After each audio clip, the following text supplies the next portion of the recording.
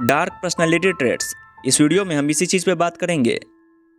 Dark personality का असल meaning क्या होता है और लोगों में आखिर क्यों होता है ये डार्क पर्सनालिटी। तो देखो, इस पे काफ़ी दिनों तक रिसर्च किया जा चुका है, जिसके बाद सामने आया था द डार्क ट्रायड। तो क्या होता है ये डार्क ट्रायड और क्या होता है डार्क पर्सनालिटी, इन सभी चीज़ों पे हम इस वीडियो में बात करेंगे। So this is my first video, hope you like it. Let's start the video. Dark personality होता क्या है? तो देखो, डार्क पर्सनालिटी कहने से मेरा मतलब है ह्यूमन पर्सनालिटी का डार्क साइड। साफ साफ बताओ तो कुछ व्यक्तियों में कुछ ऐसे गुण होते हैं जो सामान्य से अलग होते हैं।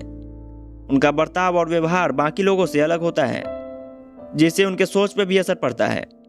वे कभी नॉर्मल सोच ही नहीं सकते। जिन लोगों का डार्क पर्सनालिटी होता है उनको समझना बहुत मुश्किल है।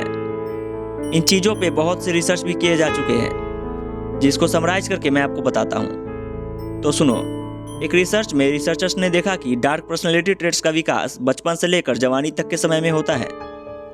कुछ तो बचपन से ही एग्रेसिव या मैनिपुलेटिव होते हैं। डार्क पर्सनालिटी ट्रेट्स कुछ फैक्टर पे डिपेंड करता है। तो चलो एक एक करके समझते हैं इन फैक्टर्स को। Number 1, genetic predisposition. रिसर्चर्स की माने तो कुछ लोगों में जेनेटिक प्रेडिस्पोजिशन के कारण डार्क पर्सनालिटी ट्रेट्स का विकास होता है, यानी कि उनकी जेनेटिक्स उन्हें एग्रेसिव, मैनिपुलेटिव या लैक ऑफ एम्पैथी बनाती है। Number 2, childhood environment.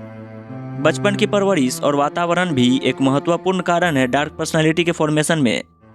अगर किसी व्यक्ति का बचपन में कोई खराब एक्सपीरियंस रहा हो, जैसे कि फैमिली प्रॉब्लम्स या फिर फाइनेंशियल स्टेटस, तो ये उनके व्यक्तित्व को प्रभावित कर सकता है और डार्क पर्सनालिटी का विकास भी कर सकता है। Number 3, social influence. सामाजिक प्रभाव भी डार्क पर्सनालिटी का विकास में एक बड़ा कारण होता है। दोस्त, परिवार और समाज में होने वाले अनुभव व्यक्ति के व्यवहार और उनकी विचारधारा को प्रभावित कर सकती है, और इन्हीं कारणों से डार्क पर्सनालिटी का विकास भी हो सकता है। Number 4, cognitive processes. रिसर्चर्स का कहना था कि कुछ व्यक्ति के डार्क पर्सनालिटी को विकसित करने में साइकोलॉजिकल प्रोसेस का भी इंपॉर्टेंस होता है, जैसे कि उनके विचारों का प्रभाव, उनकी समझने की क्षमता और खासकर उनका सबकॉन्शियस उनके बारे में क्या सोचता है। It is the most important. तो लगभग इन्हीं सब चीज़ों को ध्यान में रखकर फॉर्मेशन हुआ था डार्क ट्रायड का। The dark triad refers to a set of 3 personality traits, that is narcissism, machiavellianism और साइकोपैथी।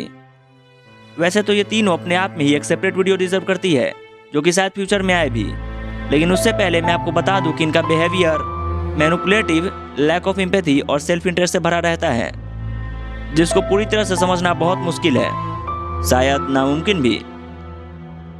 आगे चल के इस डार्क ट्रायड में एक और पर्सनालिटी ट्रेट जुड़ गया, दैट इज सैडिज्म, और इसी वजह से डार्क ट्रायड को एक्सपेंड करके डार्क टेट्रायड कर दिया गया।